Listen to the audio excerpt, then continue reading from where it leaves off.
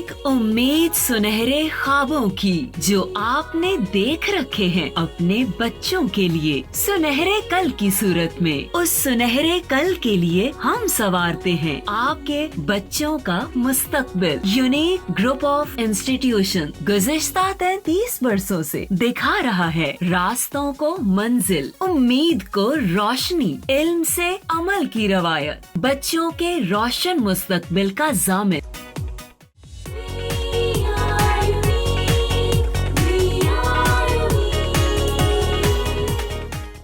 Assalamu alaikum dear students, I am Professor Naila Shabbir from Unique Group of Institution. I am your Pak Study teacher for 9th class and I am teaching you Pak Study for 9th class. So as we all know, we have discussed lot of things regarding Pak Study and almost we have discussed 2 chapters. Today we are going to discuss lecture number 23 of chapter number 2, and this is the last topic of our chapter number 2 and this is also the last topic of our first term syllabus. So today we will be able to complete our syllabus, 50% syllabus of 9th class for the subject of Pak Study. So as you know, we are discussing chapter number 2, the Pakistan movement and emergence of Pakistan, तहरीक पाकिस्तान और पाकिस्तान का क़याम हम पढ़ रहे हैं और हम बहुत सारी चीज़ें डिस्कस कर चुके हैं. I do hope कि आप सब जो हैं you have been very fine at your homes and you are definitely learning whatever is being taught in online classes. So आज चूँकि हमारा सिलेबस ख़त्म हो जाएगा इंशाल्लाह ताला और मैं उम्मीद करती हूँ कि आपने साथ साथ पढ़ा भी होगा, समझा भी होगा और याद करके उसको अपने जो तैयारी है उसको कर लिया होगा. ठीक है, आज जो टॉपिक है ये थोड़ा सेंसिटिव टॉपिक है, हम इसको पढ़ने जा रहे हैं. Definitely this is the saddest incident of Pakistan history. Pakistan की तारीख में सबसे दुख भरा सानिया था. ये बिल्कुल बात ऐसे ही है जैसे एक भाई दूसरे भाई से जुदा हो जाता है और दोनों भाई नाराज़ हो गए या जुदा हो गए एक दूसरे से और उन्होंने अपनी अपनी राहें अपना ली. तो ये हम बात करेंगे पाकिस्तान की, जिससे पाकिस्तान की तारीख़ चेंज हो गई, पाकिस्तान के हालात, पाकिस्तान की माशियत, सब कुछ बदल गया. आज हम बात करेंगे उस पर. ठीक है, so today we are going to discuss the topic is मशरक़ी Pakistan की अलहदगी और बांग्लादेश का क़याम, separation of east Pakistan and emergence of Bangladesh. Bangladesh is a country और यू नो अबाउट इट, क्या मुल्क है बांग्लादेश और आपको उसके बारे में पता भी होगा. ये बांग्लादेश पहले बांग्लादेश नहीं था. ये बांग्लादेश कब बना, आज हम इस पर बात करेंगे. तो हम पढ़ने जा रहे हैं मशरक़ी पाकिस्तान की अलहदगी और बांग्लादेश का क़याम. इसका थोड़ा सा तारुफ़ या जिसे मैं ये कह सकती हूँ कि आज हम इसका थोड़ा सा, जिसको हम पस मंज़र कहते हैं, बैकग्राउंड कहते हैं किसी भी इवेंट का, वो हम डिस्कस करेंगे.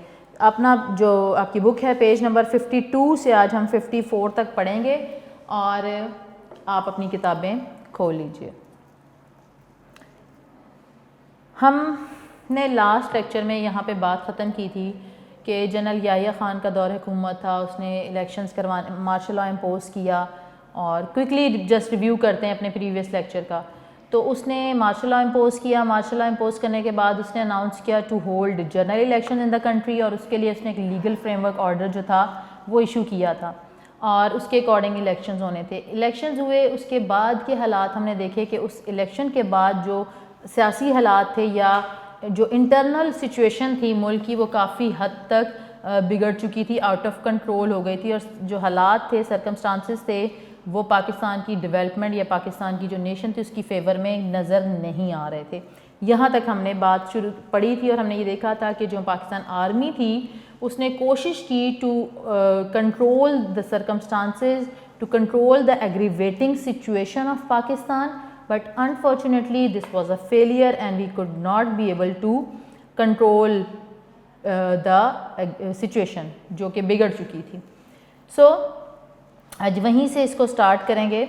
अपनी बुक देखें पेज नंबर 52 कि 1970 के आम इंतखाबात के बाद जब अवामी लीग को मशरक़ी पाकिस्तान में कामयाबी मिली.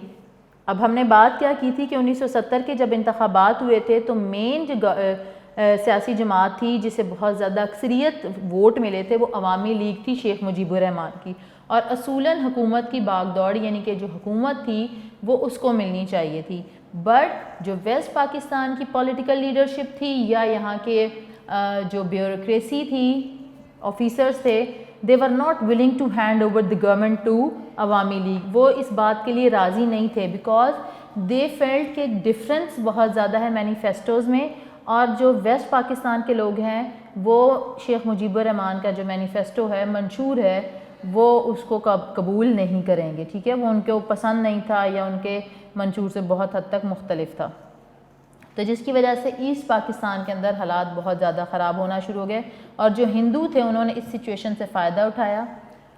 اکثر ہوتا کیا ہے کہ جب دو لوگ لڑ رہے ہوتے ہیں، ان کے درمیان کوئی اختلافات پیدا ہو جائیں، تو جو تیسرا ہوتا ہے وہ ان کو نقصان پہنچانے کی کوشش کرتا ہے. اتنا نقصان وہ دو لوگ ایک دوسرے کو نہیں پہنچاتے جتنا وہ تیسرا بندہ جو ہوتا ہے وہ ان دو لوگوں کو نقصان پہنچاتا ہے، اور بلیم کس پہ لگ جا دیتے ہیں، وہ آپس پہ، ٹھیک ہے.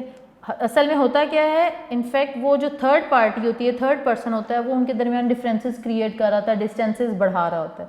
یہی رول پلے کیا انڈین گورنمنٹ نے اور انڈین لوگوں نے کہ انہوں نے ویسٹ پاکستان اور ایسٹ پاکستان کے لوگوں کے درمیان جو نفرتیں تھیں، دے ڈیولپڈ مور ہیٹریڈ مچ، کہ ان کے درمیان نفرتیں پیدا ہوں اور ان کے درمیان جو ڈسٹینس ہے وہ بڑھ جائے. حالات کو سنبھالنے کے لیے میں نے بتایا تھا کہ چیف مارشل ایڈمنسٹریٹر جو جنرل یحییٰ خان تھے، انہوں نے آرمی وہاں پہ ڈپلائے کی، وہاں پہ ایمرجنسی نافذ کی، حالات کو کنٹرول کیا، لیکن حالات خراب ہوتے چلے گئے کیونکہ وہاں پر جو ایک آرگنائزیشن تھی that was Mukti Bahini and that was being supported by Indian government, تو انڈین آرمی اس کو سپورٹ کر رہی تھی بہت زیادہ. تو اس مکتی باہنی نے بنگالیوں کے ساتھ مل کے یا مغربی پاکستان کو مارنا شروع کیا، لوگوں کو مارنا شروع کیا. جواب میں انہوں نے مینز آپس میں ہی لڑانا شروع کر دیا اس نے، ٹھیک ہے. ان حالات میں جو ذوالفقار علی بھٹو تھے، جنرل یحییٰ خان تھے اور شیخ مجیب الرحمن تھے، ان کی ملاقات ڈھاکہ میں ہوتی ہے 15 مارچ 1971 کو کہ حالات کو کسی طریقے پر امن بنایا جا سکے. اب ایک طرف ذوالفقار علی بھٹو تھا جس کی سیاسی جماعت نے مغربی پاکستان میں سیٹیں جیتی تھیں، دوسری طرف شیخ مجیب الرحمن تھا جس نے مشرقی پاکستان میں سیٹیں جیتی تھیں، اور دونوں ہی رول کرنا چاہ رہے تھے. لیکن اب بات کیا ہو رہی تھی کہ جو جنرل یحییٰ خان تھا اس نے ڈائیلاگز کروانے کی کوشش کی کہ کوئی ایسا بیچ کا راستہ نکل آئے، کوئی سلوشن نکل آئے to overcome the situation. جو کہ کنٹری کے حالات ہیں وہ خراب ہو رہے ہیں، لوگ ایک دوسرے کے دشمن ہو رہے ہیں، لا اینڈ آرڈر کی سچویشن بہت خراب ہو گئی ہے، اور اس کی وجہ سے جو پروگریس ہوتی ہے ملک کی وہ رک جاتی ہے، ٹھیک ہے. سو حالات کو پرامن بنانے کے لیے ان کے درمیان میٹنگ ہوئی، لیکن یہ جو مذاکرات تھے، ڈائیلاگز تھے، یہ بغیر کسی کہہ لیں کہ آؤٹ کم کے، پازیٹیو آؤٹ کم کے ختم ہو گئے، فیل ہو گئے، ٹھیک ہے. اور لاکھوں کی تعداد میں جو بنگالی تھے، جو مشرقی پاکستان میں رہنے والے بنگالی تھے، انہوں نے دیکھا کہ اس جگہ پہ تو حالات خراب ہو رہے ہیں. تو چونکہ بنگال ایک بہت بڑا صوبہ تھا، میں نے پہلے بتایا جب پاکستان نہیں بنا تھا، تو انہوں نے اس طرف ہجرت کرنا شروع کی. They started migrating from East Pakistan, جو بنگال کا مشرقی حصہ جس میں وہ ہمارے مشرقی حصے میں وہ رہتے تھے، انہوں نے وہاں پہ اس بنگال میں جانا شروع کیا، ان کے انڈیا شفٹ ہونا شروع کر دیا. بھارت نے بنگالیوں کی مدد کا سرکاری طور پہ اعلان کر دیا. ظاہر ہے انہوں نے کہا کہ ہمارے ملک میں آ رہے ہیں، یہ بنگالی آ رہے ہیں تو ہم ان کو ویلکم کرتے ہیں، ان کو سپورٹ کریں گے. بھارتی فوج نے باغیوں کو اسلحہ دیا اور ان کی تربیت کرنا شروع کر دی، جس کی وجہ سے پاکستان اور بھارت کے درمیان حالات، جیسے میں نے پہلے بتایا کہ حالات کیسے خراب ہوتے ہیں. دو لوگ ہیں، ان کے درمیان مس انڈرسٹینڈنگ ہو گئی ہے، اس کو بجائے کہ ریزالو کرنے کے وہ ریزالو کرنے کی کوشش کر رہے ہیں. ایک تھرڈ پرسن ہے جو ان کے درمیان ڈسٹینسز یا ڈفرینسز یا کنفلکٹس کریٹ کر رہا ہے، اور اس کا فائدہ اس کو ہی ہو رہا ہے کیونکہ وہ تو باہر بیٹھ کے مزے لے رہا ہے کہ یہ دونوں لڑ رہے ہیں. تو یہی حال تھا کہ ایسٹ پاکستان اور ویسٹ پاکستان کے لوگ جو تھے وہ آپس میں جھگڑ پڑے تھے. اس کا فائدہ زیادہ انڈین گورنمنٹ نے اٹھایا. اس نے ایک آرگنائزیشن بنائی جس کو سپورٹ کیا. اس نے جو مشرقی پاکستان کے بنگالی تھے یعنی پاکستانی تھے ان کو ویپنز پرووائڈ کیے تاکہ وہ پاکستان آرمی کے اگینسٹ ہوں، لڑیں، ریوولٹ شو کریں، بغاوت شروع کریں، ٹھیک ہے، اور اپنے لیے لڑیں. حالانکہ یہ ساری چیزیں جو تھیں وہ پاکستان کی نیگیٹو میں جا رہی تھیں. پاکستان کی کہہ لیں کہ پاکستان پہ اس کا بہت زیادہ برا اثر ہو رہا تھا، لیکن انڈیا جو تھا وہ شروع سے ایسے ہی چاہتا تھا. تو اس لیے پاکستان اور بھارت کے درمیان بھی حالات جو تھے وہ کشیدہ ہونا شروع ہو گئے.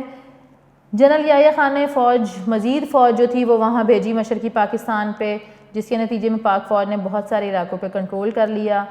ان حالات کو دیکھتے ہوئے جب بھارت نے یہ دیکھا کہ پاکستان کی جو فوج ہے انہوں نے مشرقی پاکستان کے حالات کو سنبھالنے کے لیے کافی حد تک اسٹریٹجی جو ہے وہ ڈیولپ کر لی ہے یا چینج کر لی ہے، تو انہوں نے بھی اپنی فوج کی مدد سے مشرقی پاکستان پہ حملہ کر دیا۔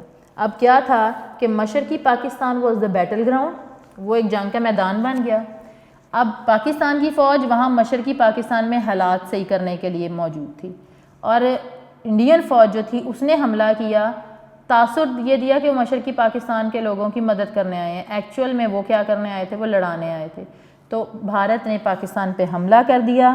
2 ہفتے تک تو پاک فوج پاکستانی جو تھی، پاکستان کی پاک فوج جو تھی وہ انڈین آرمی کو روکے رکھی، لیکن unfortunately due to an incident, ایک واقعے کی وجہ سے ان تک سپلائی نہیں پہنچ سکی، یعنی کہ جو ہماری مشرقی پاکستان میں ہماری آرمی موجود تھی، فوج موجود تھی، اس کو ہم نے پیچھے سے سپلائی بھی دینا تھا نا، ویپنز دینے تھے یا فوڈ دینی تھی یا جو آپ کے ٹولز وغیرہ، یہ جو انہیں ضروریات تھیں جنگ کے لیے، وہ چیزیں سپلائی ان کو بر وقت نہیں پہنچ سکی، انہیں بر وقت جو کہتے ہیں ٹائملی ایڈ بھی نہیں پہنچ سکی، جس کی وجہ سے بھارت جو ہے وہ اپنے جو اس کے کہہ لیں کہ اگریسو اس کے انٹینشنز تھیں، اس کے ناپاک ارادے تھے، وہ ان میں کامیاب ہو گیا، اور پاکستان کی جو آرمی تھی it had to surrender before Indian army. اور 16 دسمبر 1971 دا ڈے واز، میں یہاں پہ لکھ رہی ہوں، یہ 16 دسمبر 1971 کا دن ہے جی، اور اس دن جو سپریشن ہوئی پاکستان کی، East Pakistan was separated from Pakistan, مشرقی پاکستان جو ہمارا مشرقی صوبہ تھا that was separated from Pakistan.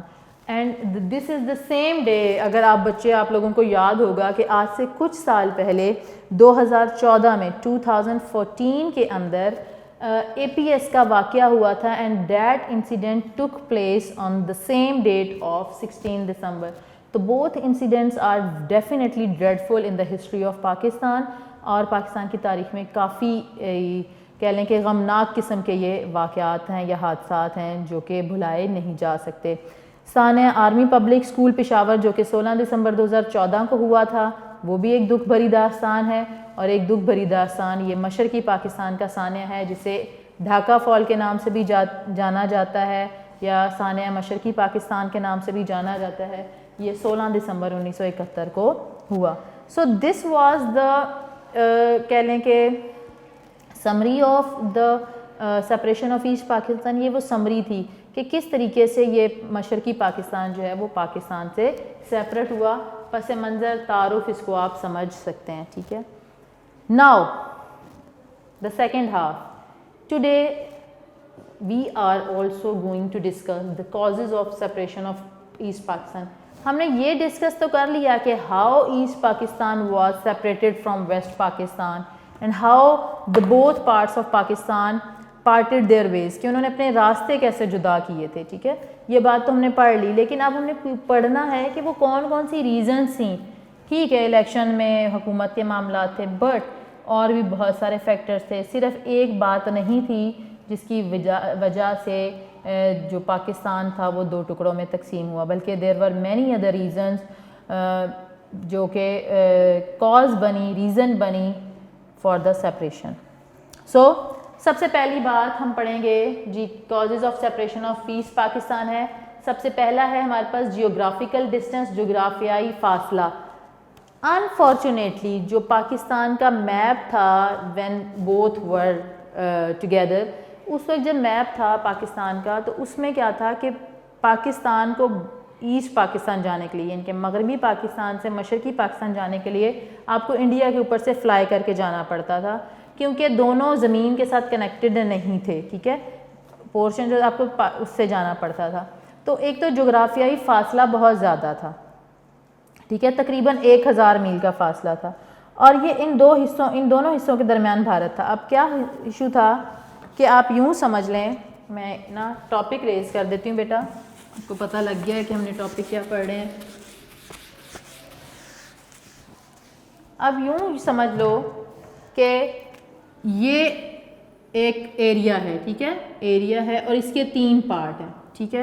ایک طرف پاکستان تھا, ٹھیک ہے, اور یہ انڈیا تھا, ٹھیک ہے, اور یہ کون سا تھا, یہ ایسٹ پاکستان تھا اور یہ ویسٹ پاکستان تھا. اب یہ پاکستان کا پورشن ہے, ویسٹ پاکستان, دونوں کے درمیان انڈیا موجود تھا.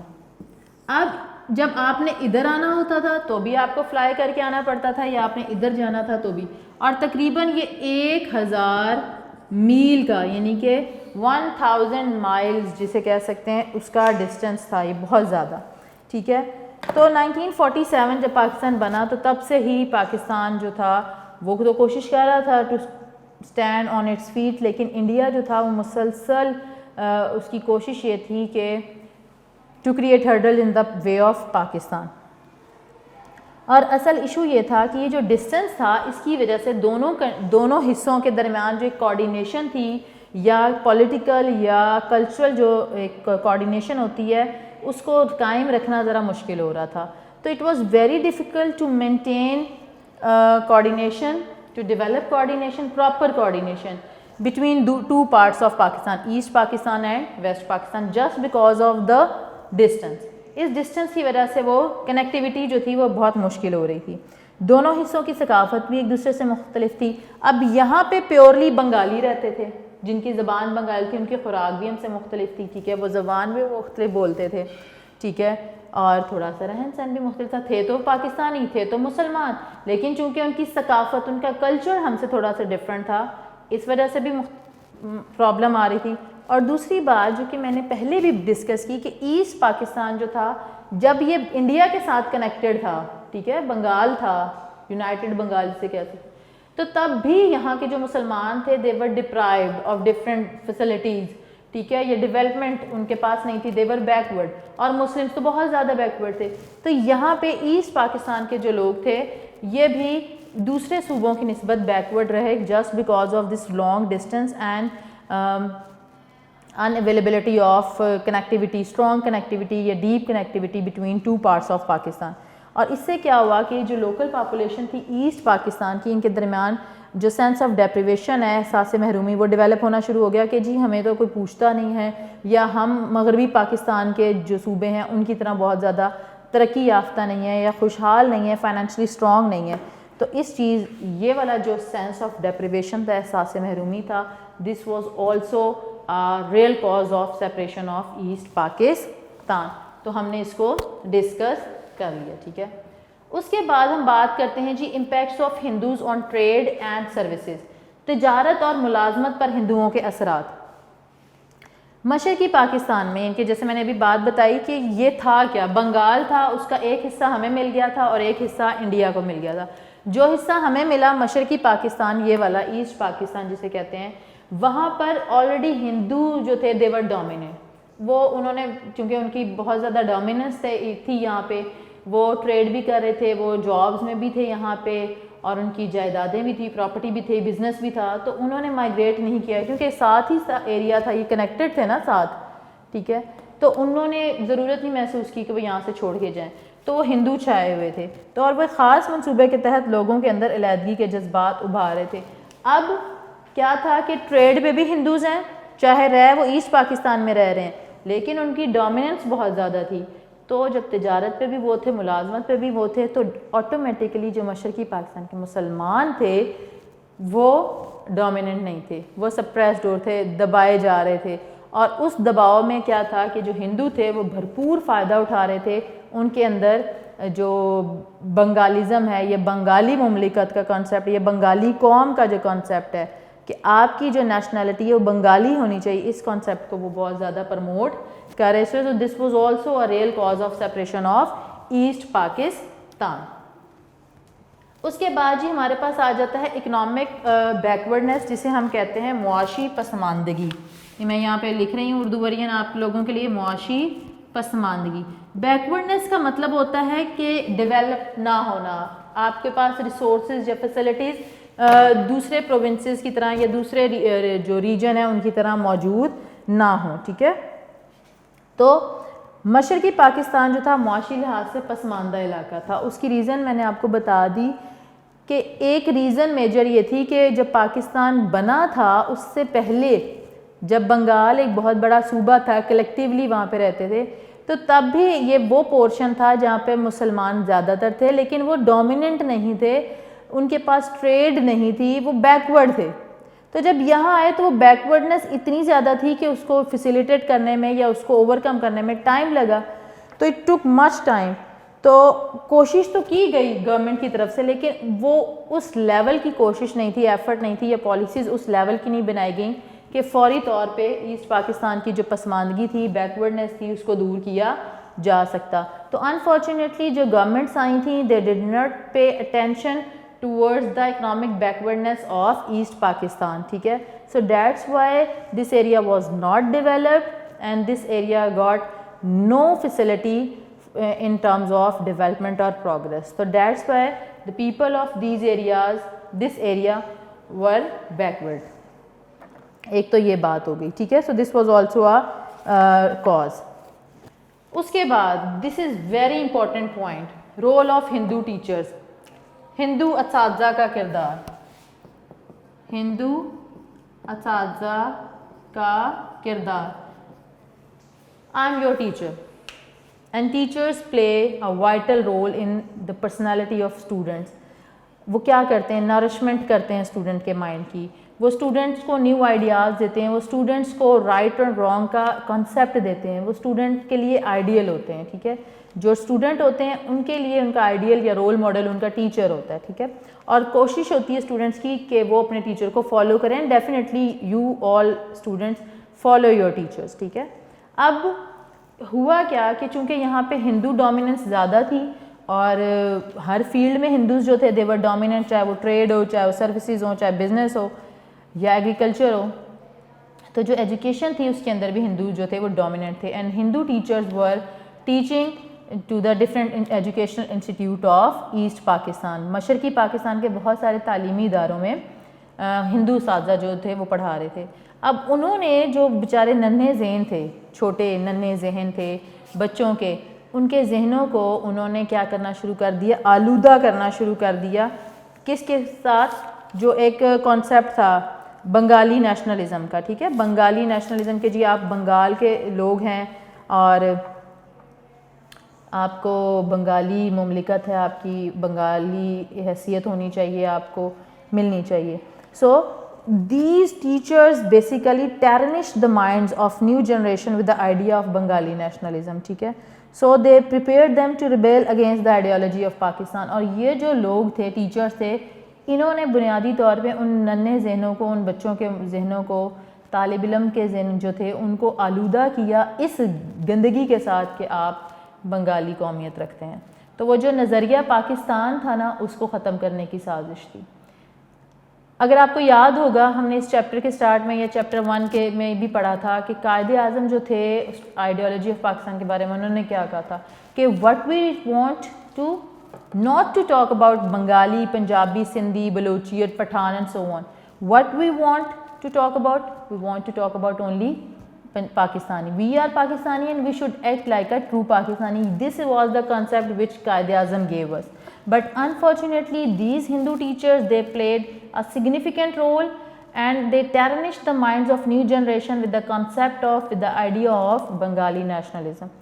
تو یہ جو بنگالی قومیت کا زہر بھرانا ان بنگالی اسٹوڈنٹس میں, اس سے بنگالیوں کو پاکستان کے خلاف پوری طرح انہوں نے تیار کیا. And they inculcate their spirit, اور انہوں نے کوشش کی کہ ان کا جو جذبہ تھا اس کو ابھارا against the ideology of Pakistan. ٹھیک ہے, سو یہ تھا ہندوؤں کا کردار, ہندو اساتذہ کا کردار جنہوں نے بچوں کے دماغوں کو گندا کیا اس آلودہ کانسیپٹ کے ساتھ. پھر ہے ہمارے پاس جو ہے وہ ہے جی لینگویج ایشو, زبان کا مسئلہ. زبان کا مسئلہ. اب زبان کا مسئلہ جو ہے, اگر شروع میں کیونکہ دو تھے, بنگالی بہت زیادہ تھے, 56% تھے, اور 44% ہمارے پاس دوسری زبانیں, علاقائی زبانیں بولنے والے لوگ تھے. تو قائد اعظم نے جو پاکستان بنا تھا تو انہوں نے اردو کو اسی لیے قومی زبان بنایا تھا کیونکہ وہ نہیں چاہتے تھے کہ کسی بھی ایک علاقائی زبان کو, ریجنل لینگویج کو ہم پروموٹ کر کے اسے نیشنل لینگویج کا اسٹیٹس دے دیں. تو that's why he choose Urdu language for the national language of Pakistan. But later on کچھ ایشوز ایسے آئے کہ جو کانسٹیٹیوشن سے ہمارے 1956 کا اور 62 کا, اس کے اندر ہم نے اس ایشو کو ریزالو کر دیا and Urdu and Bengali at the same time were the national languages of Pakistan. ٹھیک ہے, لیکن جو مشرقی پاکستان کے لوگ تھے ان کے اندر یہ بات پہلے بھی تھی جب پاکستان بنا, انہوں نے تب یہ ایک موومنٹ چلائی بھی جو بنگلہ لینگویج تھی اس کو نیشنل لینگویج بنانے کی, لیکن قائد اعظم کی انفلوئنشل پرسنالٹی کے آگے یہ سب چیزیں ختم ہو گئیں کیونکہ Quaid Azam decided to have Urdu as a national language. لیکن مشرقی پاکستان کے لوگوں کے اندر زبان کے حوالے سے ایک احساس محرومی پیدا ہو چکا تھا, وہ ان اقدامات کے باوجود بھی دور نہیں ہوا. مینز ان کو ایک مائنڈ سیٹ بن گیا تھا, یہ ساری چیزیں بھی چل رہی تھی تو مائنڈ سیٹ بن گیا کہ اردو کو انہوں نے نیشنل لینگویج بنا دیا ہے اور ہماری زبان کو انہوں نے نہیں بنایا. So this was also a cause of separation of asset Pakistan. Then we have problem of representation ratio, نمائندگی کی شرح کا مسئلہ. نمائندگی کی شرح کا مسئلہ. اب یہ کیا بات تھی, اب مشرقی پاکستان کی جو آبادی تھی, ان کی جو پاپولیشن تھی وہ تھی 56% اور ان کی پاپولیشن تھی 44%. اب اکارڈنگ ٹو ایسٹ پاکستان وہ لوگ یہ کہتے تھے کہ ہماری آبادی چونکہ ہم مشرقی پاکستان میں رہتے ہیں اور ہماری آبادی 56% ہے, 56% ہے, تو ہمیں آبادی میں چونکہ ہم میجورٹی ہیں, ہماری آبادی زیادہ ہے, آبادی کی اکثریت ہے, تو ہمیں نمائندگی بھی زیادہ ملنی چاہیے. مینس کہ جو ریپرزنٹیشن ہے گورنمنٹ سیکٹر میں یا حکومت میں وہ ہمیں ہماری آبادی کے لحاظ سے ملنی چاہیے جو کہ 56% ہے, تو ہمیں زیادہ حکومت میں نمائندگی چاہیے. ٹھیک ہے, انہوں نے 1956 اور 62 کے کانسٹیٹیوشن میں تو قبول کر لی تھی کہ جی دونوں صوبوں کو برابر کی نمائندگی ملے گی, لیکن اب جو تھی انہیں یہ ہوا کہ ہمیں برابر کی نمائندگی دی تو گئی لیکن ہمیں ہمارا جائز حصہ یا جائز جو کہہ لیں حق ہے وہ نہیں ملا, ہمیں وہ ترقی نہیں ملی, وہ ترقی ہم نہیں کر سکے جو ہمیں کرنی چاہیے تھی. اس لیے انہوں نے کہا کہ ہماری چونکہ آبادی زیادہ ہے تو ہمیں حکومت میں نمائندگی کی بھی زیادہ دی جائے تو شاید ہم اپنے حالات بہتر کر سکیں. So this was also a real cause of separation of East Pakistan, the problem of representation ratio. پھر تھی بھارت کی بے جا مداخلت, انڈین انٹرفیرنس. بھارت کی مداخلت, ٹھیک ہے, سو انڈین انٹرفیرنس, ٹھیک ہے, یہ انڈین انٹرفیرنس سے ہیڈنگ ہے آپ کی.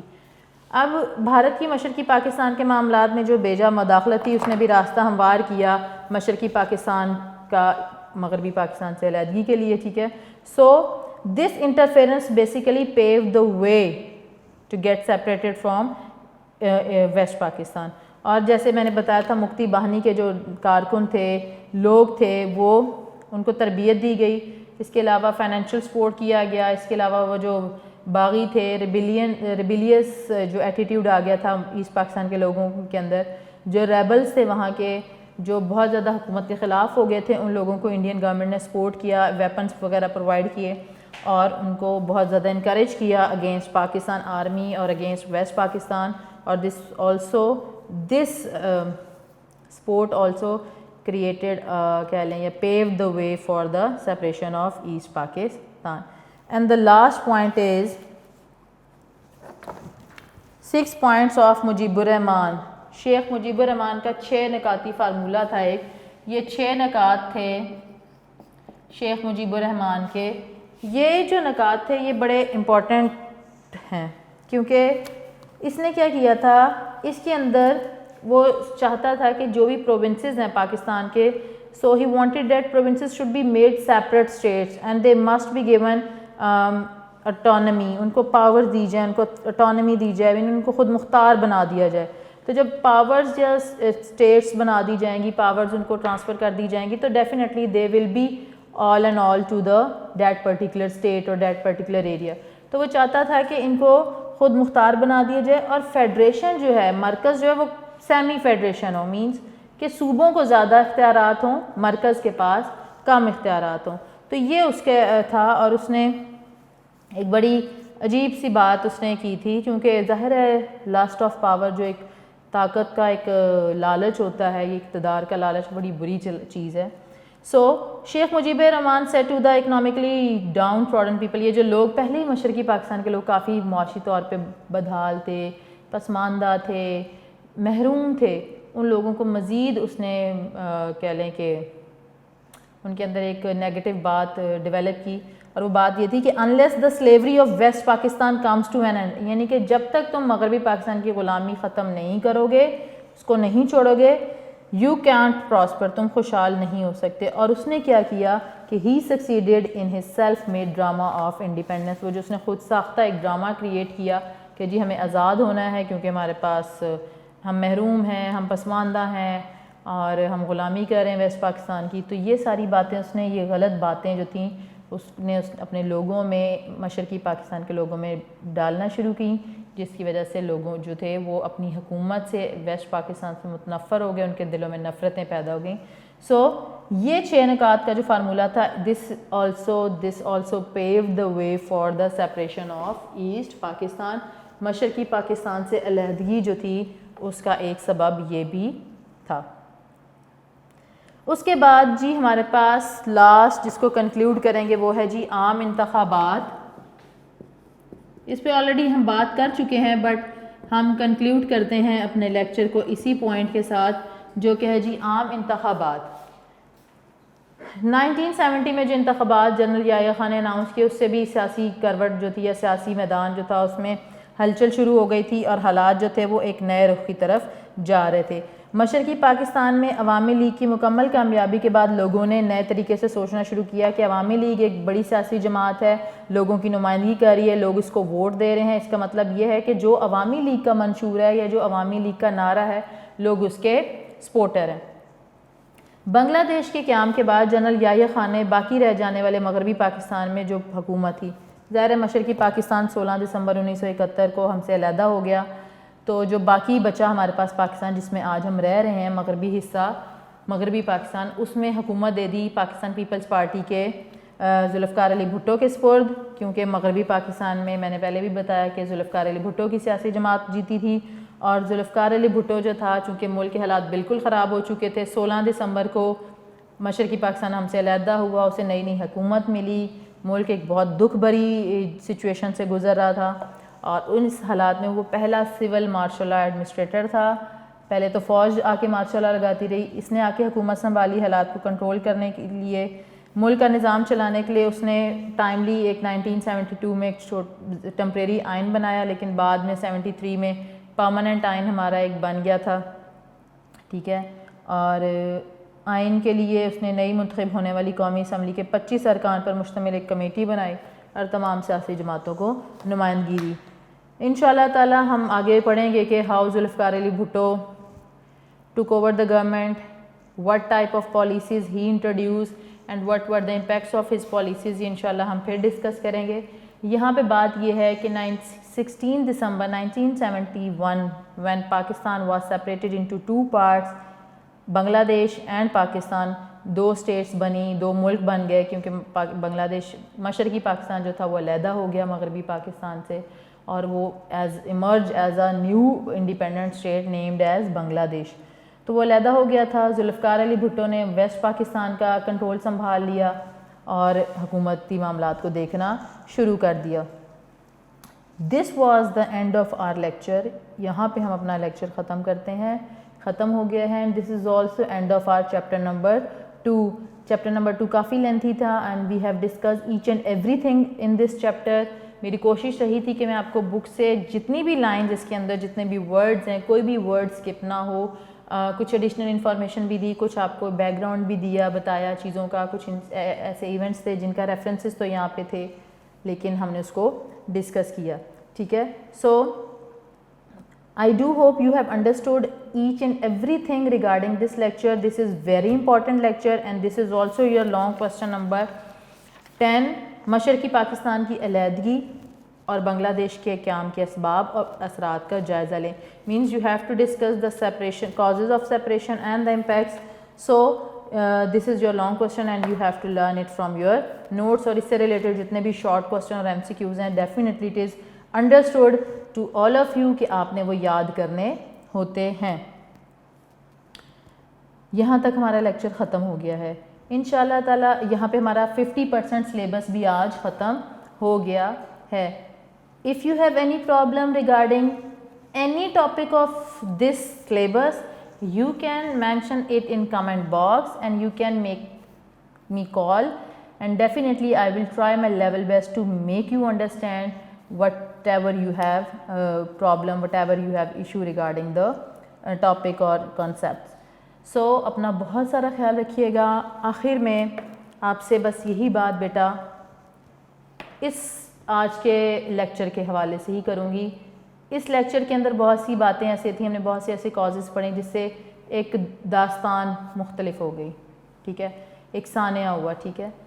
اس سے بچنے کے لیے کیا جو قائد اعظم نے ہمیں بات کی تھی, یونٹی, فیتھ اینڈ ڈسپلن, کہ we have to be united, we have to be faithful and we have to be disciplined nation. ہمیں یہ رہنا ہے, ہمیں اپنا ایمان, اتحاد, تنظیم, یہ 3 چیزوں کو پکڑنا ہے. ایمان مضبوط رکھنا ہے, اتحاد کے ساتھ رہنا ہے, اور ایک آرگنائزیشن تنظیم میں رہنا ہے, ڈسپلن میں رہنا ہے. تبھی ہم ایک سکسیسفل نیشن کے طور پہ دنیا میں آگے آ سکتے ہیں. سو دس جو قائد اعظم کا یہ موٹو ہے, ان کا ایک کال ہے, یہ کوئی عام بات نہیں ہے. وہ بہت ان کے اندر وزڈم تھی, وہ بہت ہی زیادہ وائز انٹلیکچوئل پرسن تھے, ان کی پرسنالٹی انفلوئنشیل پرسنالٹی تھی. جب انہوں نے یہ بات کی کہ یونٹی, فیتھ اینڈ ڈسپلن, تو اٹ مینز اے لاٹ, یہ بہت اس کا ہمیں فائدہ ہوگا. If you hold unity, faith and discipline, definitely you will be successful. If you are successful, it means your nation is successful. So now you are the new generation. So this is your moral duty, this is your obligation to make progress for your country, to make different new things for your country, to create new ways for the progress of your country. You are the generation, you are the capital. آپ سرمایہ ہے ملک کا, آپ نے آگے بڑھنا ہے. تو قائد اعظم کا اس کال جو ہے یونٹی, فیتھ اینڈ ڈسپلن, اس کو, اور جو آئیڈیالوجی آف پاکستان ہے, پاکستان کا نظریہ ہے, نظریہ اسلام, اس کو پکڑ کے آگے چلیں.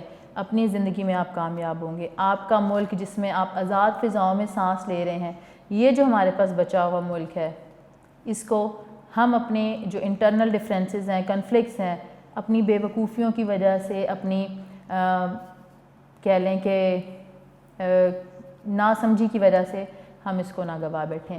تو بس آپ کو یہی نصیحت کروں گی, آپ سے یہی امید کروں گی کہ آپ نیو جنریشن ہیں, آپ آنے والے دنوں میں اپنی محنت سے, لگن سے, اپنی قابلیت سے پاکستان کو اس مقام تک لے کے جائیں گے جس کا خواب قائد اعظم نے دیکھا تھا, تاکہ آپ کی آنے والی نسلیں, ہماری آنے والی نسلیں آزاد فضاؤں میں رہتے, وہ کہتے ہیں نا کہ قیامت کے دن تک آزاد فضاؤں میں سانس لے سکیں. تو وہ اسی صورت میں ہوگا جب ہم آئیڈیالوجی آف پاکستان کو پکڑ لیں گے, اس کو نہیں چھوڑیں گے, اس پہ ہمارا بلیف ہوگا, یونٹی, فیتھ اور ڈسپلن کی ہم بات کریں گے.